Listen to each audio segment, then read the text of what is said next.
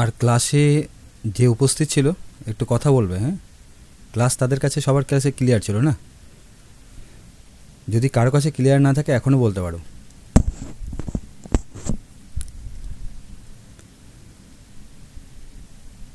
আচ্ছা, আমি বলি, সেটা হলো ক্লাস ক্লিয়ার ছিল বলছো, একজনের কাছে খালি ক্লাস ক্লিয়ার ছিল, তার নাম হলো নূর। কারণটা বলছি যে আমি তোমাদেরকে যে কোশ্চেন পাঠিয়েছি না, 15টা কোশ্চেন, তার মধ্যে একটা কোশ্চেন ভুল ছিল অ্যান্সার। তো সেই কোশ্চেনটা কি তোমরা ফলো করোনি? অ্যান্সারটা ফলো করোনি? ওখানে ছিল যে বিভক্তি কয়টি। নূর কত নম্বর ছিল কোশ্চেনটা বলো তো? নূর মাইকটা অন করো।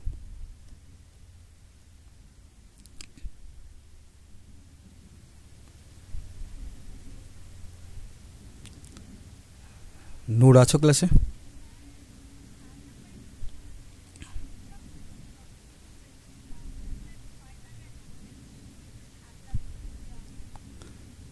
একদম 7 নম্বরের কোশ্চেন ছিল, আর কোশ্চেনে ছিল বিভক্তি কয়টি, তো তার অ্যান্সার ছিল 6। তো সবাই ওটাকে খেয়াল করা দরকার ছিল সবার, তাই না? যারা যা বুঝেছি, আসলে বিভক্তি তো আমাদের কটি, 7টি না?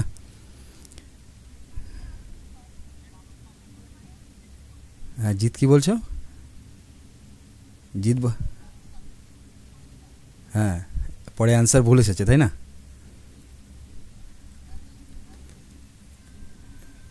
ঠিক আছে, ঠিক আছে, মাইকটা অফ করো। একবার ছোট করে এর আগের দিনে ক্লাসটা বলে দিই, যে এর আগের দিন আমরা যে ক্লাস করেছি সেটা হলো যে কারক বিভক্তির একটা আমরা সংক্ষিপ্ত পরিচয় পেয়েছি। পরিচয় কি? পরিচয় হলো যে কারক আমাদের 6টি: কর্তৃ, কর্ম, করণ, সম্প্রদান, অপাদান আর অধিকরণ। এই 6টি আমাদের কারক আছে। আর বিভক্তি আছে আমাদের 7টি। কি কি? প্রথমা, দ্বিতীয়া, তৃতীয়া, চতুর্থী, পঞ্চমী এবং সপ্তমী। মাঝখানে একটা চলে গেছে, তার নাম হলো ষষ্ঠী। কিন্তু বিভক্তি আমাদের কটি? বিভক্তি টোটাল 7টি আছে। এবার এখানে যে লেখা আছে সেটা কারক অনুসারে লেখা আছে। যেমন কর্তৃকারক হলে সাধারণত কোন বিভক্তি হয়, যদি আমাদের একটা মনে রাখতে হয়, বেসিক একটা নিয়ম, সেটা হলো যে কর্তৃকারক হলে প্রথমা বিভক্তি হবে, কর্মকারক হলে দ্বিতীয় বিভক্তি হবে, তাই পাশে লেখা আছে যে কর্মকারক হলে দ্বিতীয় বিভক্তি হবে, করণকারক হলে তৃতীয় বিভক্তি হবে, সম্প্রদানকারক হলে চতুর্থী হবে, অপাদান হলে পঞ্চমী, অধিকরণ হলে সপ্তমী। এটা একটা বেসিক কারক করার আগে যদি এই নিয়মটা জানা থাকে, যারা বাংলায় কারক করেছো তাদের কাছেও এই নিয়মটা জানা আছে যে এরকম এরকম থাকলে এমন এমন হয়। তো বাংলায়, বললাম বাংলায় তো থাকবে না, এই কারণে হচ্ছে বাংলার বিভক্তি অন্যরকম আছে, বাংলার তে এসব আছে। তো সংস্কৃত বলতে ছোটো ক্লাসে যারা করেছো, ক্লাস 7, 8 করেছো, তাদেরও এটা জানা আছে যে এটা কর্তৃকারকের প্রথমা বিভক্তি হয় এরকম। এটা বেসিক ছিল। বিভক্তি বলতে দেখো পাশে লেখা আছে এখানে প্রথমা, দ্বিতীয়া, তৃতীয়া, চতুর্থী, পঞ্চমী, ষষ্ঠী, সপ্তমী, 7টা বিভক্তি। তার মধ্যে কারকের সাথে রিলেটেড আছে হলো 6টি। এই 6 নম্বর বিভক্তি যেটা আছে সেটা রিলেটেড না। তার কারণ কি? কারক মানেই হলো যে ক্রিয়ার সাথে যার সম্পর্ক থাকবে সেই কারক। যেমন এখানে দেয় একটা ক্রিয়া ছিল, সেই দেয় ক্রিয়ার সাথে যার যার সম্পর্ক ছিল, এই 6টা সম্পর্ক আছে, তাই এই 6টা কারকের উদাহরণ এখানে একটা দেওয়া আছে। কিন্তু একটা শব্দ আছে যার সাথে এর কোনো সম্পর্ক নেই, রিলেটেড না। দেখো, দেশের দেয়, এমন লাইনটা মিলছে না। যেমন রাজা দেয়, ঠিক আছে, তীর্থক্ষেত্রে দেয়, কোষাগার থেকে দেয়, হাত দিয়ে দেয়, এদের সাথে এর মিল আছে, এর সাথে সম্পর্ক আছে। মিল না থাকলে সম্পর্ক কিভাবে হবে, তাই না? সম্পর্ক থাকার জন্য তো মিল থাকা দরকার, মনোভাবের মিল থাকা দরকার, কথাবার্তার মিল থাকা দরকার। যেমন আমি আমার সেই বন্ধুগুলোর সাথেই মিশতে ভালোবাসি, বা তার সাথে মিল থাকে, যে যাদের কথা বা যাদের ভাবধারা আমার সাথে মেলে। এবার আমার সাথে ভাবধারা মেলে না, ধরো আমি বলি ডান দিকে যেতে, আমার বন্ধু বাঁ দিকে যায়, তাহলে আমার তার সাথে মিলবে? কোনো দিন মিলবে না। তাই এই জন্য মিল যতক্ষণে না থাকবে ততক্ষণে কারো কারো একই কথাটা হলো ওর কাছেও একটা, যে আমার সাথে মিল যার নেই তার সাথে আমার কোনো কিছু হবে না। যেমন দেশের দেয়, এরকম কোনো দিন হয় না। তা দেশের সাথে কারো না কারো তো সম্পর্ক আছে, যেহেতু এই লাইনে ও বসে আছে, কারো না কারো তো সম্পর্ক আছে। একটা ছোট্ট উদাহরণ বোঝাচ্ছি। ধরো একটা বিয়ে বাড়ির আয়োজন করা হয়েছে, তো সেই বিয়ে বাড়িতে তোমার বাড়িতে কোনো একটা বিয়ে আছে, তোমার বাবা 200 জনকে নিমন্ত্রণ করেছে খাওয়ার জন্য, যে 200 জন। এবার 200 জনকে নিমন্ত্রণ করা হয়েছে, তার মানে 200 জনের সাথে তোমার বাবার একটা সম্পর্ক আছে, তাই তোমার বাবা তাকে নিমন্ত্রণ করেছে যে তোমরা আমার বাড়িতে আসবে খাওয়া দাওয়ার জন্য। কিন্তু বিয়ের রাতে দেখা যায় সেখানে উপস্থিত সংখ্যা প্রায় 300 জন আছে। আর এই বিয়েতে যারা এই 200 জন আসবে, সেই 200 জনের সাথে 200 জনের নিমন্ত্রণ করা ছিল, তোমার বাবার সাথে সম্পর্ক ছিল। কিন্তু 100 জন যারা এক্সট্রা আসলো, তাহলে সেক্ষেত্রে কি তাদের সাথে কোনো সম্পর্ক নেই তোমার বাবার, এমনি চলে আসছে? হ্যাঁ, হতে পারে তোমার বাবার সাথে সম্পর্ক নাই, কিন্তু এই যে 200 জন যে আসছে তাদের সাথে কোনো না কোনো সম্পর্ক আছে। তুমি ধরো অলোক নামে কাউকে বলছো, তাহলে অলোকের সাথে দেখা গেল অলোকের ভাইও চলে আসছে, তাই না? হতেই তো পারে, কিন্তু তোমার বাবার সাথে তার ভাইয়ের সম্পর্ক নেই। তো তেমনই এই বাক্যের মধ্যে দেখা যায় যে বাক্যের মধ্যে যখন যারা বসে আছে তাদের সবার সাথে কারো না কারোর সাথে সম্পর্ক আছে, কিন্তু সেখানে একটা পদ আছে যার নাম ক্রিয়াপদ বা কাজ, তার সাথে কারক অনুযায়ী সবার সম্পর্ক থাকার কথা। যাদের সাথে সম্পর্ক নেই, কারকের মানে ক্রিয়ার সাথে যাদের সম্পর্ক নেই, তারা কারকের ক্যাটাগরিতে পড়বে না, কারক হবে না, তারা অন্য ক্যাটাগরিতে পড়বে। অর্থাৎ তাদের সাথে অন্য একটা সম্বোধন আছে, একটা সম্বন্ধ আছে। সেই সম্বোধনে কি হয়, সম্বোধন আর সম্বন্ধ এই দুটো পদ আলাদা, বোঝাচ্ছি একটু পরে। এই সম্বন্ধ থাকার জন্য ওটাকে ষষ্ঠী বিভক্তি করা হয়। তাছাড়া ষষ্ঠী বিভক্তির আরও কয়েকটা সূত্র আছে, সেই সূত্রগুলোও আমরা পরবর্তী সময় জানতে পারবো। ক্লিয়ার? আমি যতটুকু বললাম কথা ক্লিয়ার কি? নূরের এই কোশ্চেনটা ছিল যে ষষ্ঠী বিভক্তি স্যার বাদ চলে গেছে, ষষ্ঠী বিভক্তি কি নেই? নূর ক্লিয়ার কথাটা?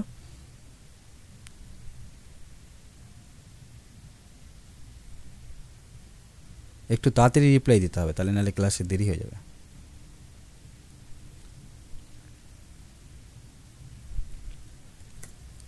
ঠিক আছে,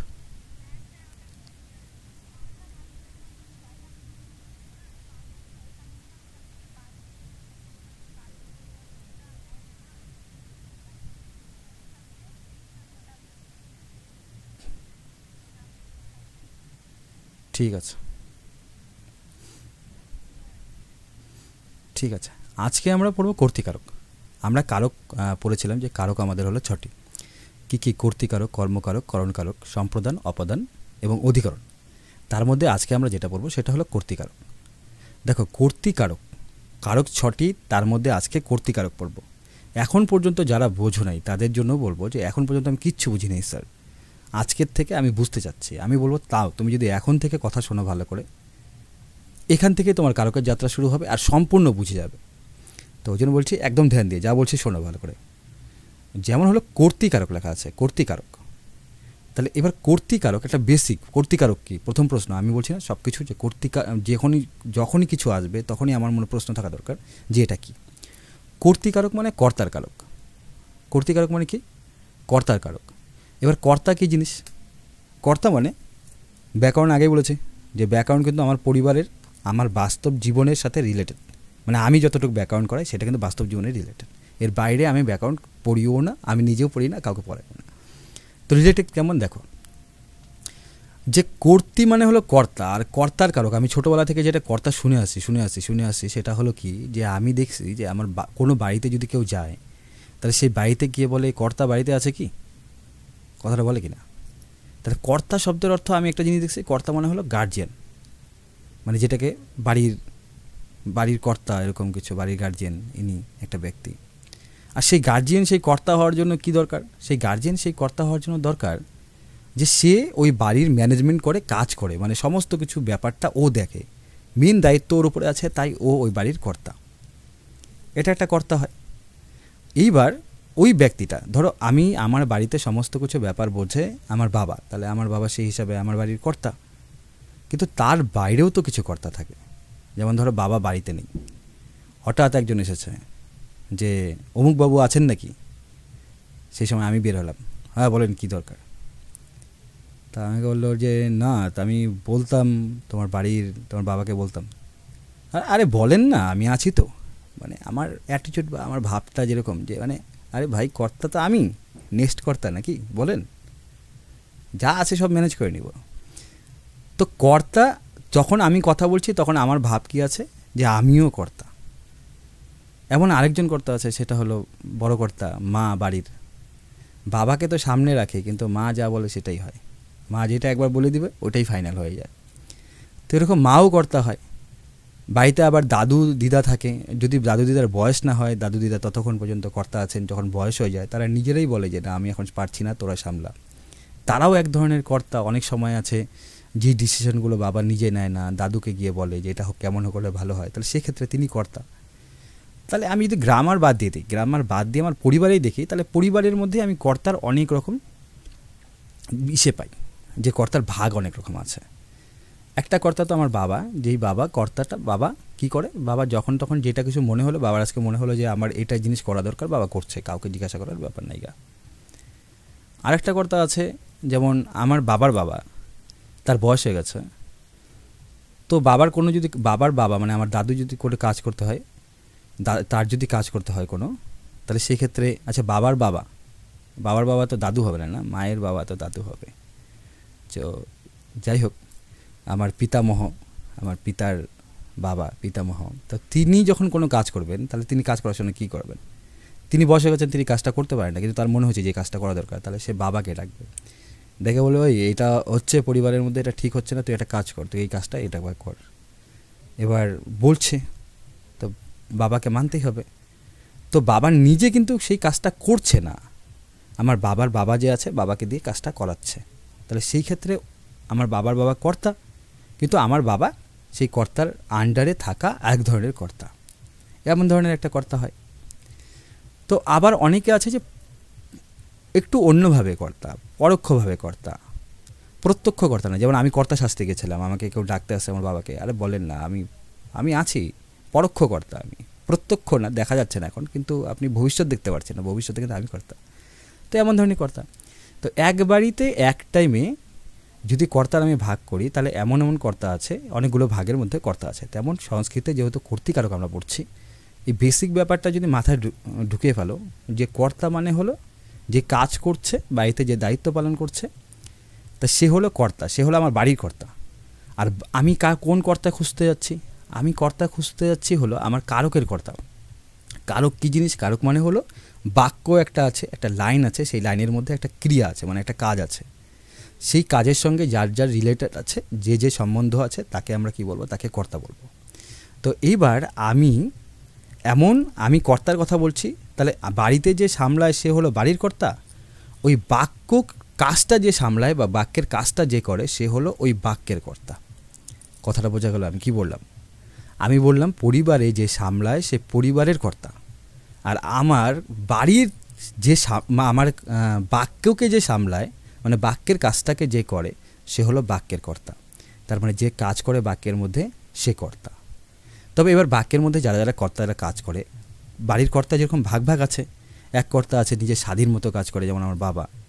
তারপরে আমার মানে বাবার বাবা আছে, তিনি কি করেন, তিনি নিজে কাজ করেন না, কিন্তু আমার বাবাকে দিয়ে কাজ করায়। কোনো কিছু লাগলে যে আজকে বাড়িতে কিন্তু নিরামিষ হবে, তো বাবাকে বললো, বাবা বললো হ্যাঁ ঠিক আছে তথাস্তু, ওটাই হবে, যেটা বললেন ওটাই হবে, তা বাড়িতে নিরামিষ রান্না হলো। তাহলে সেই ক্ষেত্রে আমার ওই বাবার বাবা কিন্তু কাজ করলো না, তিনি করালেন, তাই না? ব্যাপারটা ওরকম হলো কি না? তো তিনি এক ধরনের কর্তা। তো এই জন্য বলছে, এবার বাক্যের মধ্যে যদি আমরা আসি, তাহলে বাক্যের মধ্যে আমরা এখানে 4টা ভাগ লেখা আছে, দেখো 4টা ভাগের কর্তা আছে, 4 ধরনের কর্তা আছে। একদম ছবিতে দেখো, ছবিতে আমি এখানে বাবার ছবি রেখেছি, তো সেখানে একজন কর্তা আছে, আমার বাবাকে ধরেই বোঝাচ্ছি যে একজন স্বতন্ত্র কর্তা, অর্থাৎ স্বতন্ত্র কর্তা। আমি সংস্কৃতে আস্তে আস্তে প্রবেশ করছি, একটু দেখো যে সংস্কৃতের এটা বলছে যে কর্তৃকারক যখন আমরা পড়তে যাব তখন আমরা একটা কর্তা পাবো, সেটা হলো স্বতন্ত্র কর্তা। এই কর্তা কাকে বলবো? বলছে যে বাক্যের মধ্যে স্বাধীনভাবে কাজ করবে, যে বাক্যের মধ্যে স্বাধীনভাবে কাজ করবে। যেমন আমি বললাম যে বাবা রোজ কাজে যান, তাহলে এখানে দেখো বাবা রোজ কাজে যান, এই বাক্যের মধ্যে কোথাও এমন লেখা নেই যে বাবাকে কেউ পাঠাচ্ছেন বা বাবা অন্যের দ্বারা কাজটা করছে, বাবা নিজে যান, বাবার আজকে মন চাচ্ছে যাচ্ছে, মন যদি না চায় যাবে না। তাহলে সেক্ষেত্রে বাবা স্বতন্ত্র, তাই একে বাবাকে বলা হয়েছে স্বতন্ত্র কর্তা। একটা কর্তা আছে সেটা প্রযোজক কর্তা আর প্রযোজ্য কর্তা। এখানে প্রযোজক যে আছে সে হলো, এখানে একজন মা আছে, মায়ের ছবি দেওয়া আছে, সে হলো প্রযোজক কর্তা। আর প্রযোজ্য যে আছে, একজন শিশুর ছবি দেওয়া আছে, সে হলো প্রযোজ্য কর্তা। প্রযোজ্য কর্তা কীভাবে বা প্রযোজক কর্তা কীভাবে বলছে, দেখো এই ছবির মধ্যে তোমরা দেখতে পাচ্ছ যে একজন মহিলা তার বাচ্চাকে পড়াচ্ছে বা মা শিশুকে পড়াচ্ছে। তাহলে মা শিশুকে পড়াচ্ছে, আমি এই লাইনটা পড়ছি, একটু ধ্যান দাও, একটু ভালো করে শোনো। মা শিশুকে বই, এই যে বই পড়াচ্ছে, মা শিশুকে বই পড়াচ্ছে। 4টা পদ আছে, মা শিশুকে বই পড়াচ্ছে। এবার পড়াচ্ছে যেই কাজটা, যদি আমি বলি যে এই পড়াচ্ছে যে কাজটা, সেই পড়াচ্ছে কাজটা কে করছে বলো তো? তখন উত্তর হবে যে মা করছে। তাহলে বাক্যের মধ্যে কাজ করছে কে? মা কাজ করছে। মা কাজ করছে কি না? এবার এই পড়া কাজটা যখন করতে যাচ্ছে তখন আরেকটা কাজ হচ্ছে, সেই কাজটা যে করছে সেটাকে, সেটা হলো এই শিশুটা। পড়া কাজটা হচ্ছে, পড়া কাজটা কে করছে? শিশুটা। অ্যাকচুয়ালি যদি ঘরের মধ্যে মা শিশুকে পড়াচ্ছে, এবার বাইরে থেকে তুমি কি বলবে? যে ওই ঘরে পড়াশোনা হচ্ছে, ওই ঘরে পড়াশোনা হচ্ছে।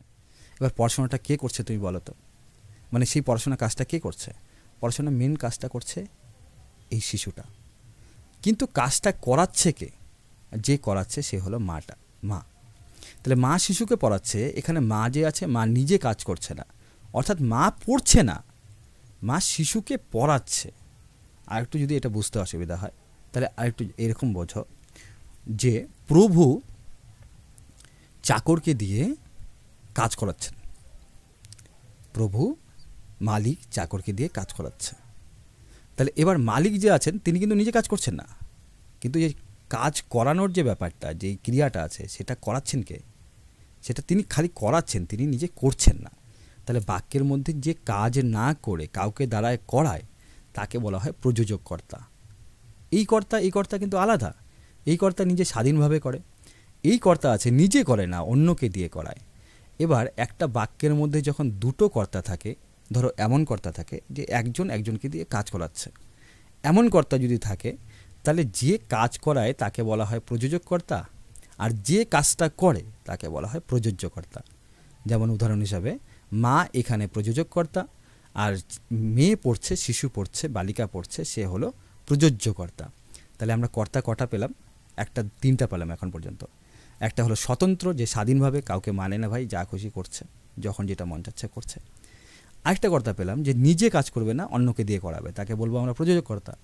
আরেকটা কর্তা পেলাম যে যাকে দিয়ে করানো হচ্ছে, মানে সে তো করতেছে কিন্তু নিজে স্বাধীনভাবে না, মানে স্বতন্ত্রভাবে না, অন্যের দ্বারা কাজটা করছে, তাকে বলা হবে প্রযোজ্য কর্তা।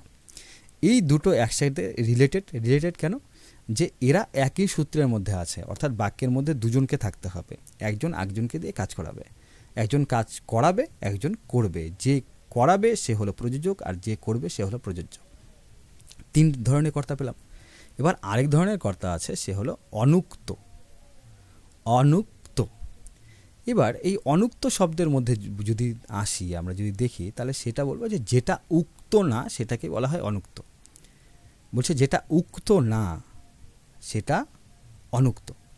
এবার এই অনুক্তর যদি অর্থ খুঁজতে যাও, তাহলে অর্থ অনেক রকমভাবে ব্যাকরণের ভাষা আছে, যেটা বুঝতে আমার সোজা হয়েছে বা আমি তোমাকে বোঝাতে সহজা হবে, আমি সেই ভাষাটাই ব্যবহার করছি। যে উক্ত অনুক্তর ব্যাপারটা কি আছে? উক্ত অনুক্তর ব্যাপারটা এরকম আছে যে ধরো একটা বাক্য আছে, একটা যে রবীন্দ্রনাথ গীতাঞ্জলি লিখছে, রবীন্দ্রনাথ গীতাঞ্জলি লিখেছেন। এবার এখানে রবীন্দ্রনাথ লিখেছেন, ক্রিয়াটার নাম হলো লিখেছেন, রবীন্দ্রনাথ লিখেছেন, ক্রিয়ার মধ্যে মিল আছে। আর এই ক্রিয়ার মধ্যে যে ডাইরেক্ট আছে, যে উক্ত আছে, সে হলো রবীন্দ্রনাথ লিখেছেন। এবার রবীন্দ্রনাথকে যদি আমরা একটু ইনডাইরেক্ট করতে যাই, তাহলে সেক্ষেত্রে আমরা এরকম বলে দেবো যে রবীন্দ্রনাথের দ্বারা লেখা হয়েছে। মানে রবীন্দ্রনাথকে যদি আমি অনুক্ত করতে যাই, তাহলে আমি বাংলায় এরকম ব্যবহার করব যে রবীন্দ্রনাথের দ্বারা লেখা হয়েছে। তাহলে প্রথম যে বাক্যটা বললাম রবীন্দ্রনাথ লিখেছেন, তাহলে সেক্ষেত্রে রবীন্দ্রনাথ উক্ত, এবং পরে যে বাক্যটা বললাম যে রবীন্দ্রনাথের দ্বারা লেখা হয়েছে, মানে দ্বারা যুক্ত করে দিলাম, তাহলে সেক্ষেত্রে সে হয়ে গেল অনুক্ত।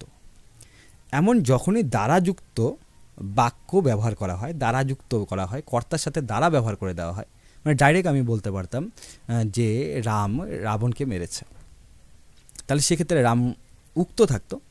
কিন্তু যখনই আমি এমন বলতে যাব যে রামের দ্বারা রাবণকে মারা হয়েছে, তখন সে অনুক্ত হয়ে যাবে। অর্থাৎ বলছে ওই ধরনের কর্তা যে যাকে অনুক্ত করা হয়, অর্থাৎ এরা বলতে চাচ্ছে বা এই সূত্রে বলা আছে, বাংলা ভাষা যদি বুঝতে হয় তাহলে সেক্ষেত্রে এইটুকুই বলা আছে যে কর্তার সাথে যদি দ্বারা লাগিয়ে দাও তাহলে সে অনুক্ত কর্তা হয়ে যাবে। আর অনুক্ত এই ধরনের একটা কর্তা। তাহলে দেখো 4 ধরনের কর্তা পেলাম। একটা হলো স্বতন্ত্র কর্তা। তাহলে বাবা অফিসে যায়, এই বাবা অফিসে যায়, আমি যদি চাই তাহলে বাবাকেও অনুক্ত কর্তা বানিয়ে দিতে পারি। আমি বলতে পারি যে বাবার দ্বারা অফিসে যাওয়া হচ্ছে, হয় কি না? তো এরকম একে অনুক্ত কর্তা বলবো, যে যখন এরকম কর্তার সাথে দ্বারা যুক্ত থাকবে তখন তাকে অনুক্ত কর্তা বলবো। যেমন রামের দ্বারা রাম রাবণকে মেরেছে, আমি ঠিক এটাকে অনুক্ত করার জন্য বলছি যে রামের দ্বারা রাবণকে মারা হয়েছে। বোঝা গেল? ক্লিয়ার? তাহলে আমরা 4 ধরনের কর্তা পাচ্ছি। কর্তৃকারক বলতে, দেখো কর্তৃকারক বলতে যখনই আজকের পরে তুমি কর্তৃকারক পড়বে তখন বলবে যে কর্তৃকারক মানে কর্তার কারক। আর কর্তা আমার সংস্কৃতে 4 প্রকারের কর্তা আছে। কি কি বলবো? যে একটা আছে যে স্বাধীনভাবে কাজ করে, স্বতন্ত্র। আর একটা আছে যে নিজে কাজ করে না, অন্যকে দিয়ে করায়, তার হলো প্রযোজক। একজন আছে যে নিজে কাজ করে কিন্তু অন্যের দ্বারা প্রভাবিত হয়ে কাজ করে, মানে এই যে প্রযোজক যে আছে সে কাজ করায় তাকে, সে হলো প্রযোজ্যকর্তা। আরেকজন কর্তা আছে যাকে ইচ্ছা করে আমরা বানাই দিই, দ্বারা লাগাই দিই, আমরা বলি যে তুই উক্ত আছিস তো, বেশি ব্যাপার, হ্যাঁ আমি তোকে দেখ দ্বারা দিয়ে এখন অনুক্ত বানিয়ে দেবো। ওই যখন দ্বারা লাগিয়ে দিই কোনো কর্তার সাথে তখন সে অনুক্ত হয়ে যায়। তাহলে 4 ধরনের কর্তা আমরা পাচ্ছি। তাহলে কর্তা আমাদের কাছে কটা হলো? 4টা। আচ্ছা, আমি যতটুকু কথা বললাম সেই কথা বুঝতে পারিনি এমন কে কে আছে আমাকে বলতে পারো একটু, যে স্যার আমি বুঝতে পারিনি।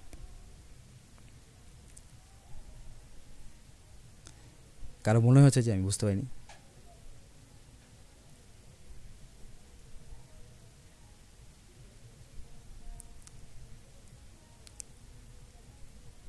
সাগরিকা? আচ্ছা, জিৎ মণ্ডল লিখছে অল ক্লিয়ার। ক্লিনার ক্লিয়ার না? শ্রেয়সী?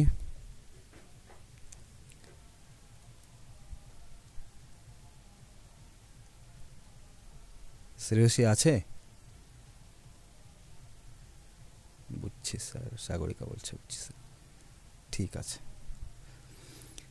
আচ্ছা, এতটুকু পর্যন্ত যদি বুঝে যাই তারপরে করছে এবার তারপরের পার্টটা। তো এবার এমন অবস্থা আছে যে কারক আমার কর্তৃকারক মানে কর্তার কারক। এবার কর্তা আমাকে 4 প্রকারে আছে, কিন্তু এখন অ্যাকচুয়ালি পরীক্ষায় কীভাবে আসবে, পরীক্ষায় লিখবো কীভাবে, বা বইয়ের মধ্যে কেমন দেওয়া আছে, যেমন আমি যেগুলো বলছি একটা বইয়ের মধ্যে নেই, একদম বইয়ের বাইরে আছে। তো এভাবে যদি লিখে আসো তাহলে আলটিমেট 0ই পাবে। তো যাতে 0 না পাও, সেটা 100 হয়ে যায়। এবার তারপরে ক্লাস শুরু হচ্ছে, যে 100 যাতে পেতে পারো ওটার কথা বলছি। এবার দেখো তারপরে পেজে কি আছে।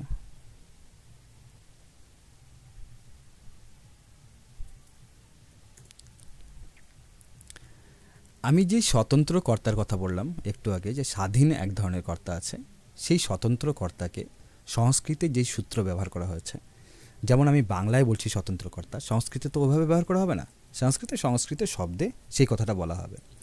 সংস্কৃত শব্দে যেটা ব্যবহার করা হয়েছে এর নাম দেওয়া হয়েছে স্বতন্ত্র কর্তা। নিজে নিজে একবার উচ্চারণ করো, স্বতন্ত্রঃ কর্তা। কী নাম দেওয়া হয়েছে? স্বতন্ত্রঃ কর্তা। 3বার 4বার নিজে নিজে বলো, এখনই মুখস্থ হয়ে যাবে, এক্সট্রা করে খাটতে হবে না। স্বতন্ত্রঃ কর্তা অর্থাৎ যে স্বতন্ত্র কর্তা।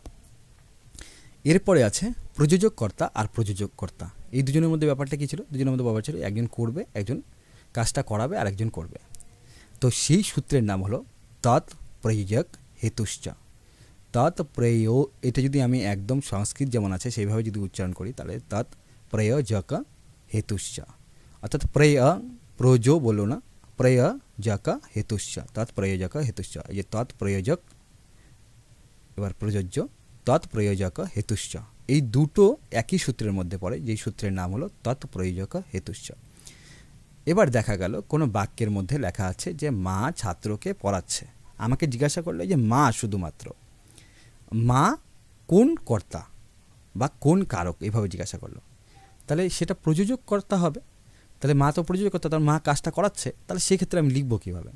আমার এই সূত্রটা সম্পূর্ণই লিখতে হবে যে তৎ প্রয়োজক হেতুশ্চ, সূত্র অনুসারে মা হলো প্রযোজক কর্তা, মা হলো প্রযোজক কর্তা, এতটুকু লিখতে হবে। বোঝা গেল?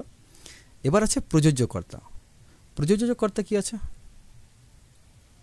মিনিট কি আবার,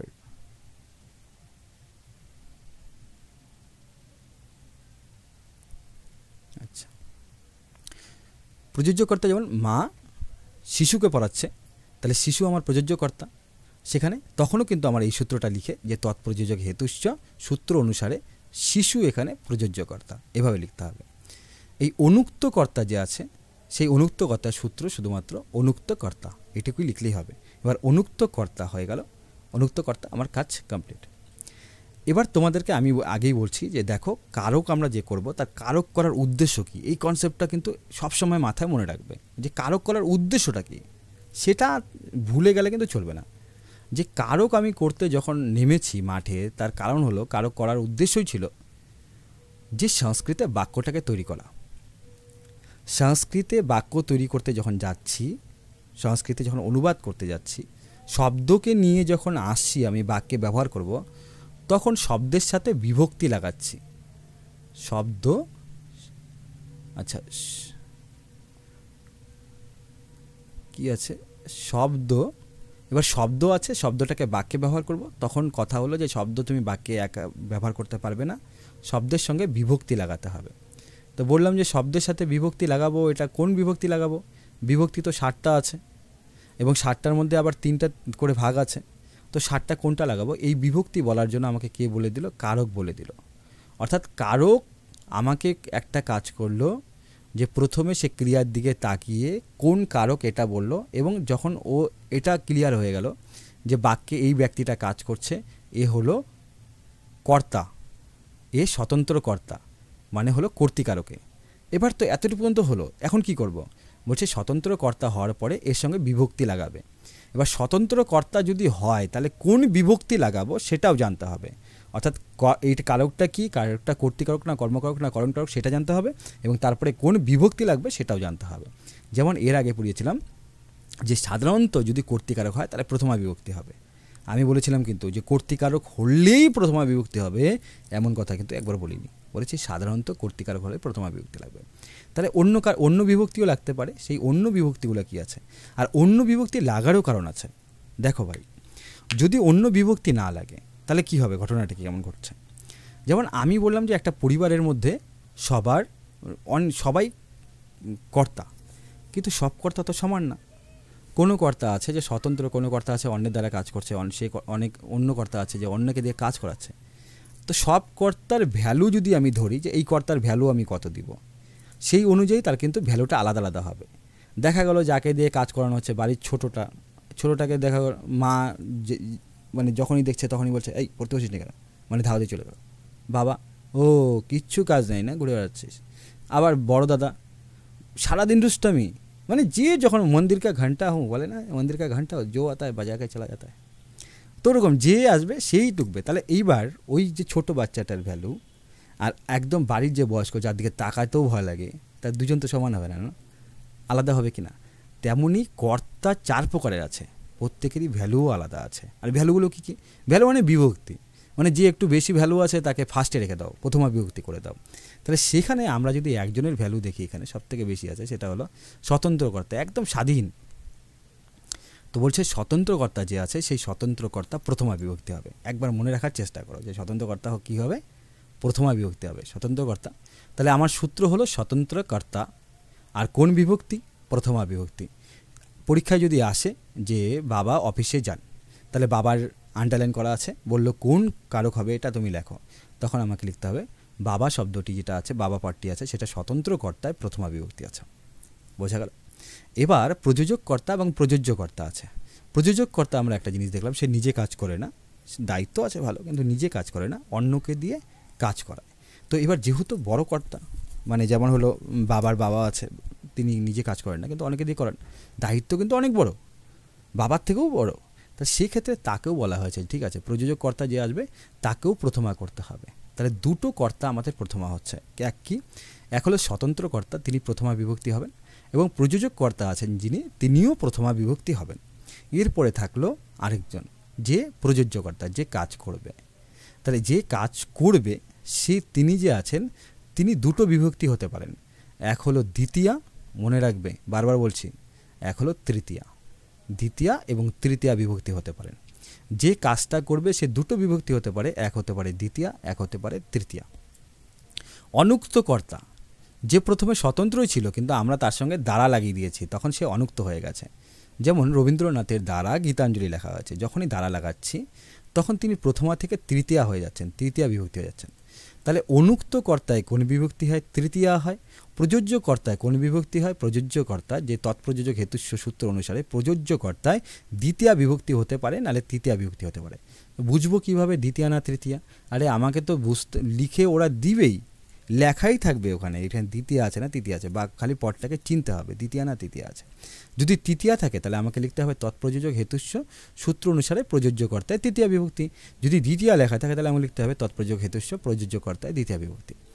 আমি কর্তা পেয়েছিলাম চারজনের মধ্যে দুজনকে আমি প্রথমা বিভক্তির র্যাঙ্কে রাখতে পেরেছি বা সেই ভ্যালু দিতে পেরেছি। সে হলো, এক হলো স্বতন্ত্র কর্তায় প্রথমা বিভক্তি হয়, আর এক হলো প্রযোজক কর্তায় প্রথমা বিভক্তি হয়। বোঝা গেল? বাদবাকি যে আছে দুজনেই তৃতীয়া বিভক্তি হবে, তবে প্রযোজ্য কর্তায় দ্বিতীয়া বিভক্তিও হতে পারে। এতটুকু ক্লিয়ার? আমার কাজই ছিল কি, যে শব্দটাকে পদে পরিণত করতে গেলে শব্দ যেহেতু বাক্যে যখন ব্যবহার করতে যাব তাকে পদ বানাতে হবে, আর পদ বানাতে গেলে শব্দের সঙ্গে বিভক্তি লাগাতে হবে। এবার শব্দের সঙ্গে বিভক্তি লাগাতে মাঝখানে এন্ট্রি ঘটে কার? কারকের। কারক এসে বলে দিল যে দেখ ভাই এদের এই বিভক্তি, যেমন এখন বলে দিচ্ছে যে স্বতন্ত্র কর্তা হলে কোন বিভক্তি লাগাতে হবে? প্রথমা। এটা কারক বলছে, আমি বলছি না, তুমি ভেবো না আমি তোমাকে ক্যামেরার সামনে দাঁড়িয়ে বলছি, বসে বসে বলছি, তাই না? এটা একবার ভাবার চেষ্টা করো না। আমাকে বলাচ্ছে, কে বলাচ্ছে? এই যে কারক বলছে, মহাশক্তিমান জিনিস। ও যা একবার বলে দিয়েছে, বলে একবার मैंने कमेंटमेंट कर दिया तो खुद का भी नहीं सुनता। তো একবার বলে দিয়েছে প্রথমা বিভক্তি হবে, তো প্রথমা বিভক্তিই হবে, এটা আমি কোনোদিন বদলাতে পারবো না। বোঝা গেল ব্যাপারটা? কি বললাম যে স্বতন্ত্র কর্তায় প্রথমা বিভক্তি হবে, তো প্রথমা বিভক্তি হবে এখানে।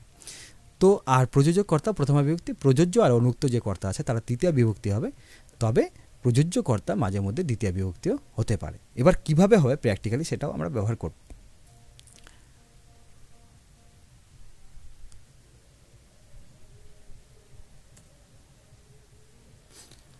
দেখো এখানে একটু আলাদা করে দেওয়া আছে, অর্থাৎ এতক্ষণ ধরে আমি যে আলোচনাগুলো করছিলাম সেই আলোচনাগুলো এখানে দেওয়া আছে, একদম ডিটেলসে দেওয়া আছে। পারলে তোমরা স্ক্রিনশট রেখে দিতে পারো, পরে তোমাদের পড়তে সুবিধা হবে। আমি তো এখন বলছি, এখন বুঝতে মনে হচ্ছে যে অনেকটা সোজা, কিন্তু আবার যখন নিজে করতে যাবে একটু কঠিন মনে হয়ে যাবে। বই পড়লেই কঠিন মনে হয়ে যাবে, বইয়ের ভাষা যখনই প্রবেশ করবে তখন মনে হবে বাবা কারক কী কঠিন, সেই ব্যাপারটা। তো ওই জন্য স্ক্রিনশট রাখতে পারো, সব নিজের লেখা আছে। বলছে বাক্যে স্বাধীনভাবে যে কাজ করে তাকে স্বতন্ত্রকর্তা বলে, যেরকম আছে। তো এরকম উদাহরণ পরীক্ষায় এমন করে আসবে। দেখো পরীক্ষায় কীভাবে আসবে সেটাও দেখাচ্ছি। যে কৃষ্ণাহ কার্যালয়ং গচ্ছতি, অর্থাৎ কৃষ্ণ অফিসে যায়। এবার এই যে কৃষ্ণ পদটা আছে তার নিচে দেখো আন্ডারলাইন করা আছে। এক্সামে ঠিক এমনভাবেই থাকবে, যেই পদটাকে কারক করতে দিবে সেটাকে আন্ডারলাইন করে দিতে হবে, আন্ডারলাইন করে দেবে ওরা। তো আমি এবার যখন এটা কারক বিভক্তি করতে যাব আমাকে কি দেখতে হবে? আমাকে দেখতে হবে যে ভাই বাক্যের মধ্যে প্রথম কথা হলো যে বাক্যে কোনো ক্রিয়া আছে কিনা। যদি ক্রিয়া থাকে, যেমন এখানে গচ্ছতি মানে যাওয়া, ক্রিয়া আছে, তার মানে হলো 1 থেকে কর্তৃকারক থেকে 6 নাম্বার পর্যন্ত যে কারক আছে তার মধ্যে যে কোনো একটি কারক হবে। যদি বাক্যে যদি ক্রিয়া থাকে তাহলে এই 1 থেকে 6-এর মধ্যে যে কোনো একটা কারক এখানে হওয়ার সম্ভাবনা সব থেকে বেশি, যদি এর সাথে এর সম্পর্ক থাকে। এবার একবার দেখে নিই, যেমন কৃষ্ণাহ গচ্ছতি মানে কৃষ্ণ যায়, মিলছে কিনা?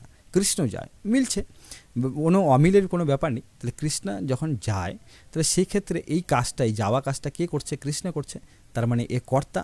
আর কর্তা যদি হয় তাহলে কেমন কর্তা? কর্তাটা হলো স্বতন্ত্র। কেন? এখানে কেউ কাকে পাঠাচ্ছে না, কেউ কিছু করছে না। তাহলে আমরা কি লিখবো? এটা লিখবো যখন, দেখো এক্সামে যখন আমি লিখবো তখন আমি সূত্রটা লিখবো। সূত্রটা কী ছিল? স্বতন্ত্রঃ কর্তা। এবার এটা লিখে না, ইনভার্টেড কমা দেব, দিয়ে লিখব সূত্র অনুসারে। সূত্র লিখে অনুসারে লিখব, একসঙ্গে থাকে, তাই সূত্রানুসারে এরকম হয়, সূত্র অনুসারে। এবার কোন বিভক্তি আছে? এটা কৃষ্ণাহ পদটি কোন বিভক্তি আছে? যেহেতু স্বতন্ত্রকর্তা নিশ্চিত মানে নির্দ্বিধায়, তো এটা আছে কি? প্রথমা বিভক্তি। আমি একটু আগেই বললাম প্রথমা বিভক্তি আছে। এই এতটুকু জিনিস তোমাকে এক্সামের মধ্যে লিখে দিতে হবে যে এ স্বতন্ত্রকর্তা সূত্র অনুসারে প্রথমা বিভক্তি আছে। ক্লিয়ার? দ্বিতীয়টাও ঠিক একইভাবে, হরিণাহ তৃণাং খাদাতি, অর্থাৎ হরিণ ঘাস খায়। তো এখানে খাদতি ক্রিয়াটা আছে, কে করছে? হরিণ করছে। তাহলে হরিণ এখানে কর্তা, কেমন কর্তা? স্বাধীন কর্তা। তাই স্বাধীন কর্তা সূত্র কোনটা? স্বতন্ত্র কর্তা সূত্র অনুসারে প্রথমা বিভক্তি। শিশুহু চন্দ্রং পশ্যতি, শিশু চাঁদ দেখছে। তাহলে শিশু এখানে কর্তা, শিশুকে কেউ দেখাচ্ছে না, আর এখানে লেখা নেই যে শিশুকে মা দেখাচ্ছে, বাবা দেখাচ্ছে, পিসা দেখাচ্ছে, পিসি দেখাচ্ছে, কোনো ব্যাপার নেই। এখানে শিশু চাঁদ দেখছে, নিজের ইচ্ছা দেখছে, দেখতে মন চাচ্ছে, দেখছে, তাকেই আছে। মন চাবে না দেখবে না ভাই, স্বাধীন কাজ, তাই না? তাহলে এটাকে কী বলবো? স্বতন্ত্র কর্তা বলবো। স্বতন্ত্র কর্তা কী হবে? প্রথমা বিভক্তি হবে। ক্লিয়ার? চলো পরের সূত্রে যাই। পরে ছিল তৎপ্রযোজক, তৎপ্রযোজক হেতুশ্চ। তৎপ্রযোজক হেতুষ্যের মধ্যে কী আছে? আমি দু ধরনের কর্তার কথা বলেছিলাম, একটা হলো প্রযোজক কর্তা, একটা হলো প্রযোজ্যকর্তা বা প্রযোজ্যকর্তা। তাহলে প্রযোজককর্তা যে আছে সে হলো নিজে কাজ না করে অন্যকে দিয়ে কাজ করায়, আবার যাকে দিয়ে কাজ করায় সে হলো প্রযোজ্যকর্তা বা প্রয়োজ্যকর্তা। তো এখানে দেখো, এখানে লাইনটা এমন থাকবে, ভালো করে দেখে নাও, এটা বেশিরভাগ আসে প্রথমা বিভূতি থেকে, এটা আসার সম্ভাবনা বেশি থাকে। তো এখানে কি আছে? কর্তৃকারক থেকে এটা আসার সম্ভাবনা বেশি থাকে। কি আছে? যে মাতা পুত্রং পুস্তকং পাঠয়তি, মা পুত্রকে বই পড়াচ্ছে। তো এখানে না আমি দুটোর মধ্যে আন্ডারলাইন দিয়েছি বোঝার জন্য যে প্রযোজক কোনটা আর প্রযোজ্য কোনটা, কিন্তু পরীক্ষায় এরকম থাকবে না, পরীক্ষায় যে কোনো একটাতে আন্ডারলাইন দেওয়া থাকবে, হয় মাতা নাহলে পুত্রং। এবার এখানে দুজনেই কাজ করছে, তাই আমি দুজনকে একসাথে বোঝানোর জন্য দুটোতে আন্ডারলাইন দিয়েছি।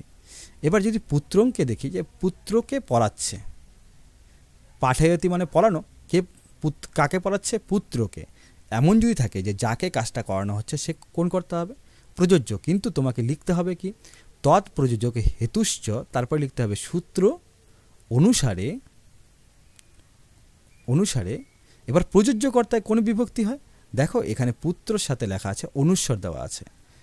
এরপরে আমি যখন বিভক্তিতে যাচ্ছি, বিভক্তিতে তোমাদের একটা জিনিস শিখতে হবে, তোমাদের 4টা শব্দরূপ বলছি, 4টা শব্দরূপ অবশ্যই শিখে রাখতে হবে। কি কি?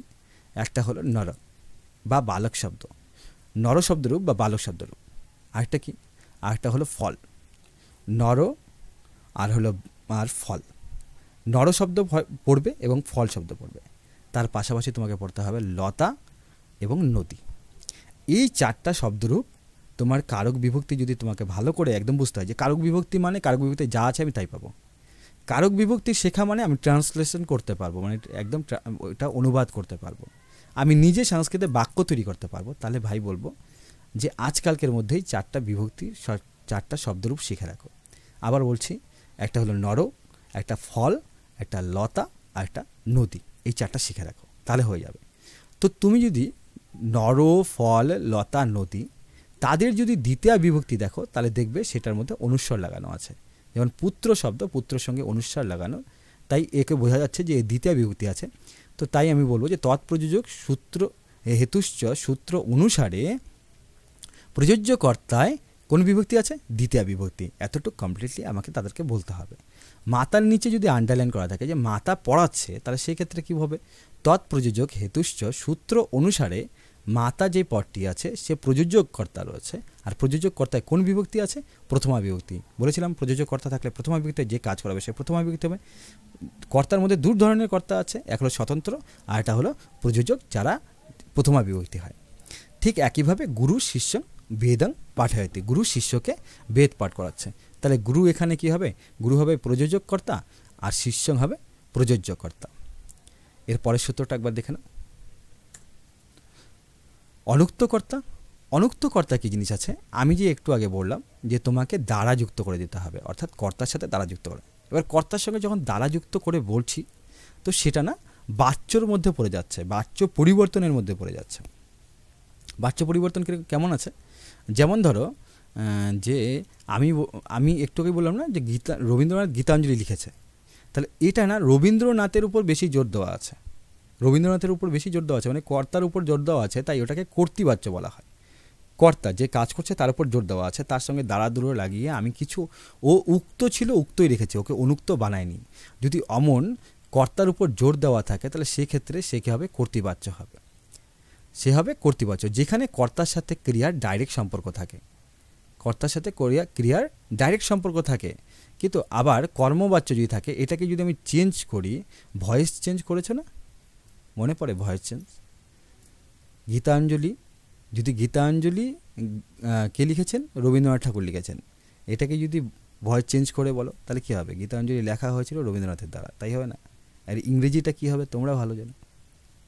এমন করেই তো করেছো না, এমন করেই তো বুঝেছ। আমি ভাত খাই, ভাত খাওয়া হয় আমার দ্বারা। ঠিক একইভাবে এখানে যেমন বালকটি বই পড়ছে, তাহলে এবার যদি কর্মবাচ্যে যদি আমরা যাই, তাহলে কর্মবাচ্যে সেটাকে কি করা হচ্ছে, সে দেখো বালকের দ্বারা বই পড়া হচ্ছে, একদম পরিবর্তন করে। অর্থাৎ তাকে ক্রিয়াকে যে বাই রবীন্দ্রনাথ এরকম করে দেবো না, রবীন্দ্রনাথের দ্বারা লেখা হচ্ছে, তাহলে বাই রবীন্দ্রনাথ। তো সেই ক্ষেত্রে এরকম বালকের দ্বারা, তো বালকের দ্বারার পরটি যুক্ত করা হয়েছে। যখন বালকের দ্বারা আমি যখনই করছি তখন সেটা কর্মবাচ্য হয়ে যাচ্ছে।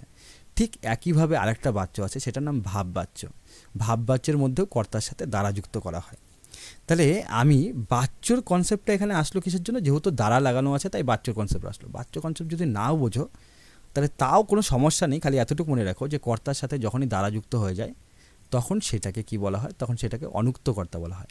আর অনুক্ত কর্তায় কী হবে? অনুক্ত কর্তায় তৃতীয়া বিভক্তি হবে। যেমন রামে না, এই পদটার নিচে আন্ডারলাইন করা থাকবে, বালকে না।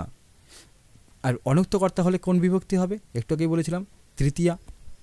এখানে রামেনা পদটি তৃতীয়া বিভক্তি আছে, বালকেনও তৃতীয়া বিভক্তি আছে। নর শব্দরূপ যদি পড়ো তাহলে প্রথমে লেখা আছে নরহা, তারপর নরম, তারপর আছে নরেনা। অর্থাৎ না শব্দ লাগানো আছে, নরেনা। এখানে হলন্তম হবে না, হসন্ত হবে না, নরেনা আছে এরকম। নরমের এখানে হলন্তম হবে। নরহা, নরম, নরেন, এটা তৃতীয়া বিভক্তিতে আছে 3 নম্বরে। প্রথমাতে নরহা, দ্বিতীয়াতে এটা, তৃতীয়াতে এটা আছে। তো ঠিক একইভাবে দেখো রামেনা আছে আর বালকেনা আছে। তাহলে নরেনও হবে কোথাও? তৃতীয়া বিভক্তি। কেন তৃতীয়া বিভক্তি করা আছে? যেহেতু ইনি অনুক্ত কর্তা। কীভাবে অনুক্ত কর্তা হয়েছে? তার সঙ্গে দ্বারা যুক্ত করে দেওয়া হয়েছে। রামেনা যখনই তৃতীয়া বিভক্তি হয় তখন কি হয়? দ্বারা শব্দ হয়ে যায়, যে রামের দ্বারা। বোঝা গেল ব্যাপারটা? অনুক্ত কর্তায় তৃতীয়া বিভক্তি হয়েছে। রামেনা রাবণাহা হতা বালকেনা সায়াং সেতে।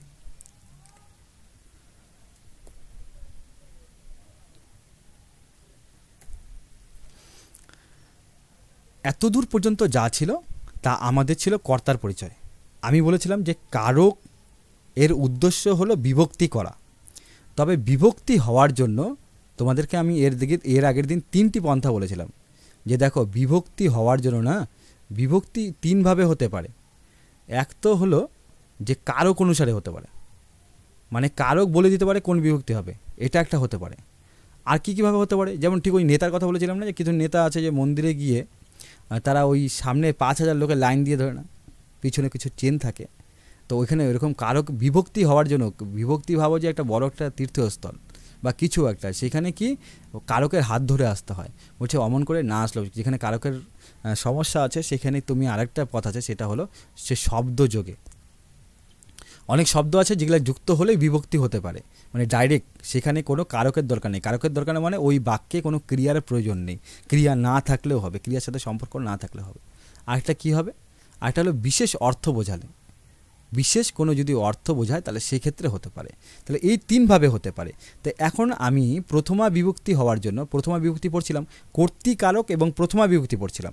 কর্তৃকারকে প্রথমা বিভক্তি হয়, কর্তৃকারকে তৃতীয়া হতে পারে। এবার কর্তৃকারক আমার জীবনে আজকের থেকে কমপ্লিট। ক্লাস 12-এ পড়ছো, কর্তৃকারক আজকে থেকে কমপ্লিট। কর্তৃকারকের 4টাই মাত্র কর্তা আছে, সেই 4টা কর্তা তুমি বুঝে নিয়েছো। তার মধ্যে 2টো কর্তা প্রথমা বিভক্তি হবে, আর 2টো কর্তা আছে যারা তৃতীয়া হতে পারে বা দ্বিতীয়া হতে পারে। কর্তৃকারক কমপ্লিট। এবার কর্তৃকারকের পরে বাদবাকি তো বিভক্তিটার পার্ট আছে, কর্তৃকারকের তো প্রথমা বিভক্তির তো পার্ট আছে। মানে প্রথমা বিভক্তি কি কর্তৃকারক অনুসারেই শেষ হয়ে গেল, না আরও কিছু আছে, কিছু শব্দ আছে যার জন্য প্রথমা বিভক্তি হতে পারে, না আরও কোনো বিশেষ কোনো অর্থ আছে যার জন্য প্রথমা বিভক্তি হতে পারে, সেটা পড়ার জন্য এবার প্রথমা বিভক্তির কিছু সূত্র আছে, সেগুলো পড়তে হবে, সেগুলোও দেখবো একবার। আগেরটা দেখার জন্য দেখো একদম সিরিয়াল ওয়াইজ করা আছে, এটাকে স্ক্রিনশট রেখে নিতে পারো, যে এতক্ষণ ধরে যে আলোচনা করছিলাম সেটা পুরোটাই একটা পেজের মধ্যে আছে। যে স্বতন্ত্রকর্তা আমি যখন বুঝলাম তখন স্বতন্ত্রভাবে বুঝলাম, স্বাধীনভাবে বুঝলাম, এবং সেটা সূত্রের ভাষায় স্বতন্ত্রকর্তা, আর তার উদাহরণ এগুলো আছে। এটা একবার স্ক্রিনশট রেখে দিতে পারো তোমরা। এবার বিভক্তিতে আসে, যে এতক্ষণ পর্যন্ত কর্তৃকারক আমাকে বলে দিয়েছে যে ভাই এটা হলে এই বিভক্তি হবে। তার মধ্যে ও দুজনের কথা বলেছে যে সে স্বতন্ত্র থাকবে তাকে প্রথমা বিভক্তিতে পাঠানো হবে, আরেকটা বলে দিয়েছে যে প্রযোজক থাকবে তাকে পাঠানো হবে। এই দুজনের ক্রাইটেরিয়া দিয়ে দিল যে ভাই তোরা কিন্তু প্রথমা বিভক্তিতে প্রবেশ করতে পারবি। বলছে এছাড়া প্রথমা বিভক্তি হতে পারে আর কারা কারা, মূল শব্দ যদি থাকে তাহলে প্রথমা বিভক্তি হতে পারে। মূল শব্দ কেমন জিনিস একবার বোঝো, একদম নতুন ক্লাস, এটাও নতুন। কর্তৃকারক যেমন শেষ হয়ে গেল, কর্তৃকারকের আলোচনা করলে এখনও তোমার কাছে পুরোনো মনে হবে, কিন্তু এই প্রথমা বিভক্তির আলোচনা একদম নতুন, তাই ভালো করে বোঝার চেষ্টা করো, একবার নিজেকে রিফ্রেশ করে নাও। আবার কী আছে দেখো, মূল শব্দ। মূল শব্দ কী জিনিস, যেমন হলো তোমাকে কেউ বলল, আচ্ছা তুই বল তো দেখি যে সংস্কৃতে হরিণকে কী বলা হয়, সংস্কৃতে হরিণকে কী বলা হয় বল দেখি একটু, এরকম যদি কেউ প্রশ্ন জিজ্ঞাসা করে তাহলে সেক্ষেত্রে সংস্কৃতে হরিণকে বলা হয়, দেখো হরিণ, হরিণকে হরিণই বলা হয়। কিন্তু তুমি যদি বলো যে এই যে হরিণ এইটা বলা হয়, তাহলে তোমার অ্যান্সারটা ভুল হবে। তাহলে হরিণ মূল শব্দ আছে, তার সঙ্গে কোনো এখনও বিভক্তি লাগেনি, এর সঙ্গে বিভক্তি লাগিয়ে তোমাকে বলতে হবে, প্রাতিপাদিক অবস্থায় আছে, এর প্রাতিপাদিক অর্থে তোমাকে বলতে হবে, যখন মূল শব্দে বলতে হবে যে একটাই শব্দ, যেটা আমাদের কোনো বাক্যের ব্যাপার নেই, যে হরিণকে সংস্কৃতে কী বলে তাহলে কী বলে, তখন বলছে বাক্যে ব্যবহার করতে গেলে ওর সঙ্গে ভাই বিভক্তি লাগিয়েই বলতে হবে। আর কোন বিভক্তি লাগাতে হবে, মানে বাক্য ব্যবহার যদি তুমি নাও করো তাও যদি বলো, মানে প্রয়োগ যদি করো, তাহলে সেক্ষেত্রে তোমাকে বিভক্তি লাগিয়েই বলতে হবে। কারো কি মাইক খোলা আছে?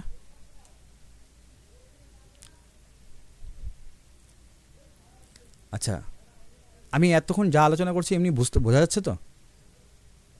রূপন বোঝা যাচ্ছে? পম্পা, রূপন,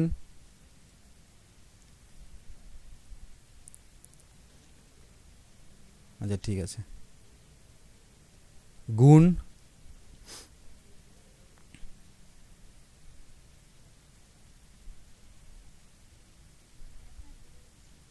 আচ্ছা খেয়াল রাখতে হবে যাতে আমরা ঘুমিয়ে না পড়ি। হ্যাঁ ঠিক আছে। তো এবার হরিণ শব্দ যে আছে, তো সেই হরিণ শব্দকে যদি আমাকে সংস্কৃতে বলতে হয় তাহলে তার সঙ্গে কোনো না কোনো বিভক্তি লাগিয়েই বলতে হবে। 7টা বিভক্তির মধ্যে কোনটা বিভক্তি লাগাবো, বলছে মূল শব্দ যদি বলতে হয় তাহলে প্রথমা বিভক্তি লাগাতে হবে। অর্থাৎ প্রথমা বিভক্তি যেমন বালক শব্দ ছিল বালক হয়, নর শব্দ ছিল নর হয়, তেমন হরিণ শব্দ হরিণ হয়, এই কথাটা বলতে হবে। এটার সাথে আমি প্রথমা বিভক্তি লাগালাম। কোন অর্থে লাগালাম, এটা মূল শব্দের অর্থে প্রথমা বিভক্তি লাগলো। সূত্র কি আছে পরে দেখছি। মূল শব্দ হলে বুঝে নাও যে মূল শব্দ হলে প্রথমা বিভক্তি লাগে। তারপরে কি বলেছে, তারপর বলেছে যে উক্ত কর্ম যদি থাকে তাহলে প্রথমা বিভক্তি হয়। যদি উক্ত কর্ম থাকে তাহলে প্রথমা বিভক্তি হয়। অর্থাৎ এতক্ষণ বলছিল যে দেখো কর্তা যদি হয় তাহলে প্রথমা বিভক্তি হবে। কর্তা দেখো, কর্তৃকারকের প্রথমা বিভক্তি হয়, একটা লিস্ট দিয়েছিলাম প্রথমেই, কর্তৃকারকের প্রথমা, কর্মকারকের দ্বিতীয়া, দেওয়া ছিল কি না? একবার দেখাচ্ছি, দেখো এখানে দেওয়া আছে না, কর্তৃকারকে প্রথমা বিভক্তি, কর্মকারকে দ্বিতীয়া বিভক্তি, এটা দেওয়া আছে। তাহলে সেই হিসাবে কর্ম দ্বিতীয় হওয়ার কথা, কিন্তু ব্যাপারটা দেখো, আমি বলেছিলাম যে প্রায় হয়, সব সময় হয় এরকম ব্যাপার কোনো দিনই বলি নেই আর বলবো না, যাহা বলিব সত্য বলিব। এবার সত্য কি কথা বলছে, যে কর্ম দ্বিতীয়া বিভক্তি হয় ঠিক আছে, কিন্তু যদি উক্ত কর্ম হয় তাহলে সে প্রথমা বিভক্তি হবে। উক্ত কর্ম কী জিনিস, উক্ত কর্ম দেখো একটু ভালো করে বোঝার চেষ্টা করো। কর্তা, কর্ম এবং ক্রিয়া, কর্তা কর্ম ক্রিয়া। কর্তা ধরছি, একটা লিখে দিচ্ছি, বাদ বাকিগুলো মুখে বলবো। কর্তা আছে হলো যেমন রাজা ফল খায়, তাহলে খায় হলো আমার ক্রিয়া, ফলটা আমার কর্ম, রাজা হলো এখানে কর্তা। এখন এই ক্রিয়াটা যেটা করা হয় সেটাকে বলা হয় কর্ম। যেমন ধরো রাজা দেখে, তাহলে এবার যা যা দেখে সবগুলোই তার কর্ম।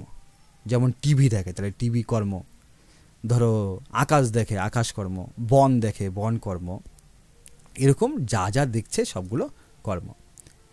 স্যার গান শুনছে, এবার যা যা গান শুনছে, হিন্দি গান শুনছে তাহলে হিন্দি হলো এখানে কর্ম, বাংলা গান শুনছে বাংলাতে কর্ম, রবীন্দ্রসঙ্গীত শুনছে তাহলে রবীন্দ্রসঙ্গীত এখানে কর্ম। এখন ব্যাপারটা হলো যে এই যে কর্ম যে আছে, সেই কর্ম যখন রাজা এমনভাবে প্রথমা বিভক্তি করা হয়েছে, রাজা প্রথমা বিভক্তি, আমি এর আগে বাচ্য বলে দিয়েছিলাম তোমাকে পড়াতে গিয়ে, বলেছিলাম কর্তৃবাচ্য, কর্মবাচ্য, ভাববাচ্য।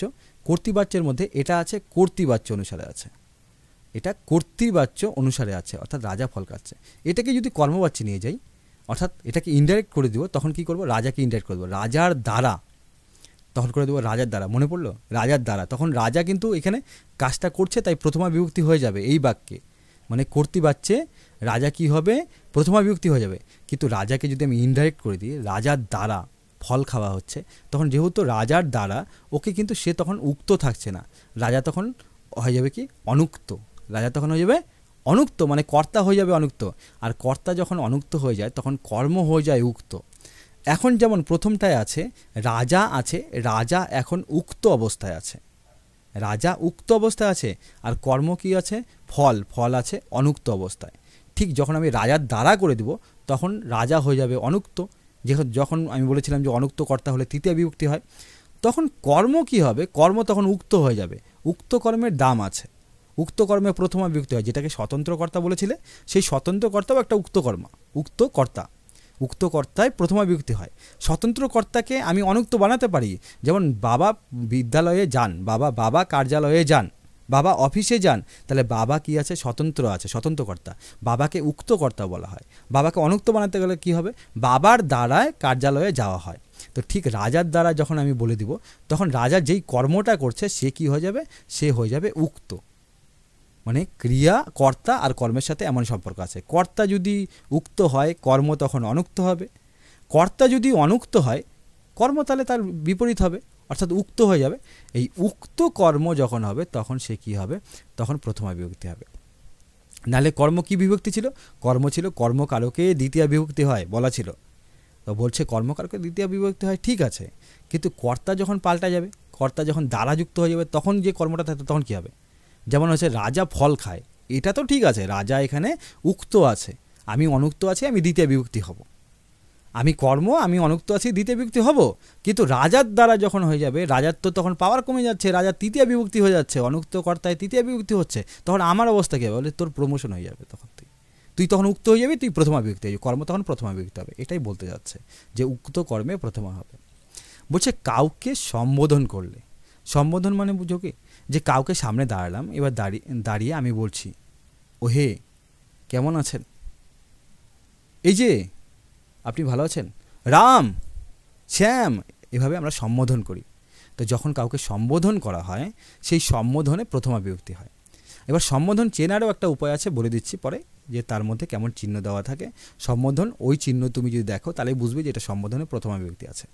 সাধারণত পরীক্ষায় এই মূল শব্দ আর সম্বোধন এই দুটো আসে না। আগে যে কর্তৃকারক 4টা করালাম, আজকে কর্তৃকারক করাতে গিয়ে 4টা সূত্র প্রথমে করিয়েছি, আর এখন 4টা সূত্র করাবো।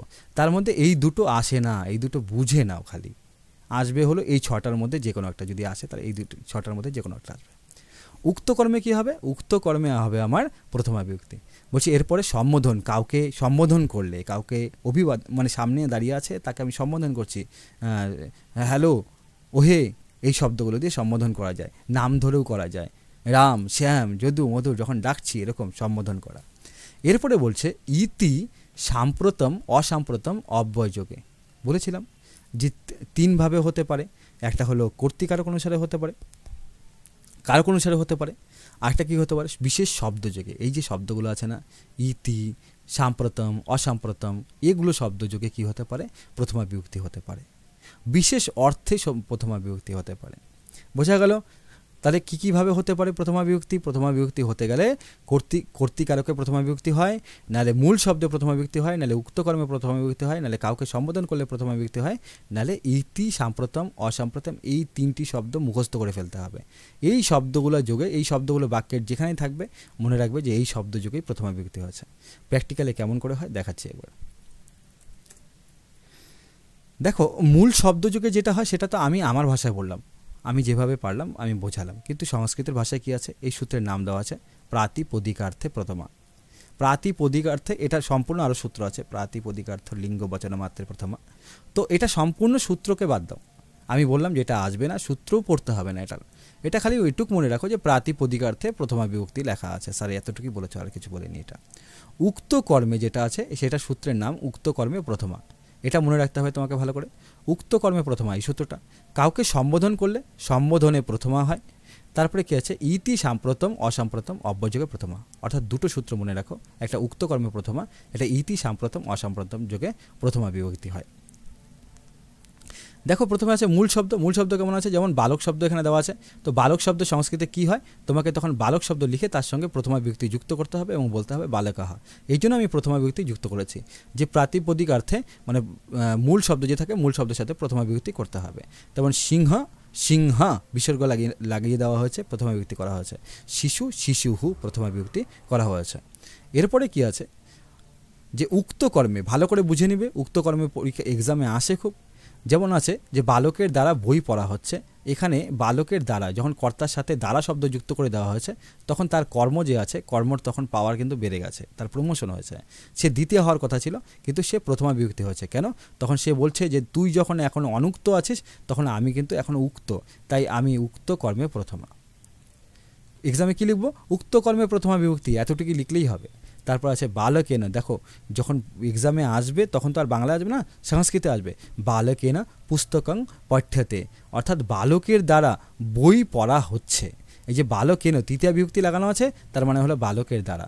পুস্তকং প্রথমা বিভক্তিতে আছে, পুস্তকম পুস্তকে পুস্তকানি প্রথমা বিভক্তিও এটা, দ্বিতীয় বিভক্তিও এটা, পুস্তকম পুস্তকে পুস্তকানি, এখানেও দ্বিতীয় বিভক্তি আছে, এখানে প্রথমা বিভক্তি আছে। তাহলে প্রথমা বিভক্তি কারণ কি, প্রথমা বিভক্তির কারণ হলো যেহেতু এ উক্ত কর্ম, তাই প্রথমা বিভক্তি আছে। রামেনা রাবণঃ হত, এই যে রাবণ যে আছে প্রথমা বিভক্তি আছে, কর্ম হওয়া সত্ত্বেও প্রথমা বিভক্তি আছে। তার কারণ কি, তার কারণ হলো যেহেতু কর্তা যে আছে, যে রাম যে আছে, সে তৃতীয়া বিভক্তি। তৃতীয়া বিভক্তি মানে কি, সে অনুক্ত হয়ে গেছে, আর অনুক্ত হওয়ার পরে রাবণ কি আছে, সে উক্ত হয়ে গেছে, আর উক্ত থাকাতে তাকে প্রথমা বিভক্তি করা হচ্ছে, উক্ত কর্মে প্রথমা বিভক্তি করা হচ্ছে। এরপরে প্রথমা বিভক্তি কি আছে, প্রথমা বিভক্তি কাউকে যদি সম্বোধন করে, যেটাকে বলা হয় সম্বোধনে প্রথমা। সম্বোধন কেমন আছে, হে বালক, হে শব্দ লাগানো আছে, বালক, এখানে দেখো একটা বিস্ময়বোধক চিহ্ন দেওয়া আছে।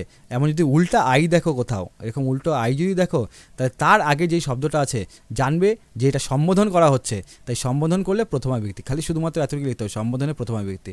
খুব সোজা, এক্সামে যদি আসেও না, তাহলে এরকম চিহ্নটা দেখবে, চিহ্নর আগে যেই শব্দটা আছে ওর নিচে আন্ডারলাইন করা থাকবে, তুমি নিশ্চিন্তে বলে দেবে যে ভাই এটা সম্বোধন আছে, আর সম্বোধনের জন্য কি হয়, প্রথমা বিভক্তি হয়।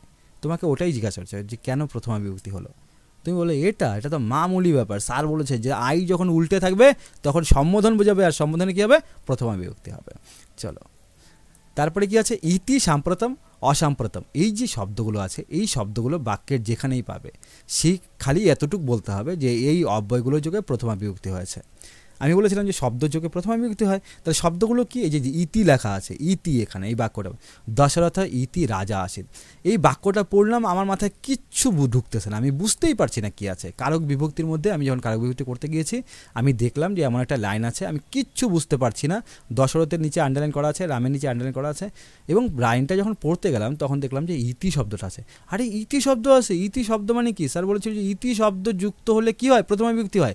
খালি এতটুকুই এক্সাম হলে লিখতে হবে যে ইতি, দেখো এগুলা অব্যয় পদ, তো তাই অব্যয় শব্দটা লিখবে, ইতি অব্যয় যোগে প্রথমা বিভক্তি হয়েছে, ইতি অব্যয় যোগে প্রথমা বিভক্তি, এতটুকু লিখতে হবে।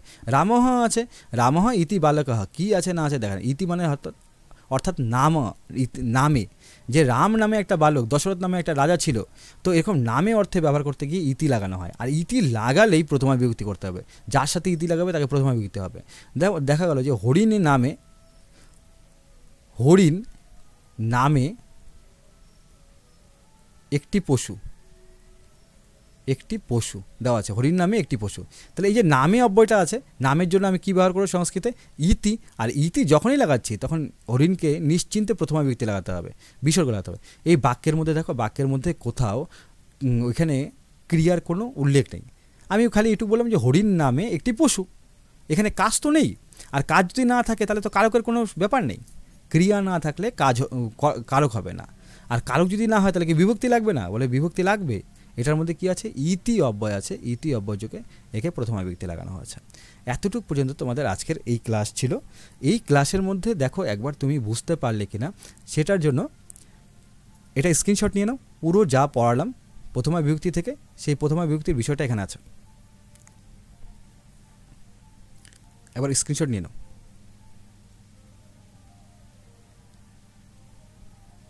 হয়ে গেছে, চলো এবার এখানে না তোমাদের জন্য কিছু কোশ্চেন দেওয়া আছে, একের পর এক কোশ্চেন দেওয়া আছে, এই কোশ্চেনগুলো দেখে এখনই বলতে হবে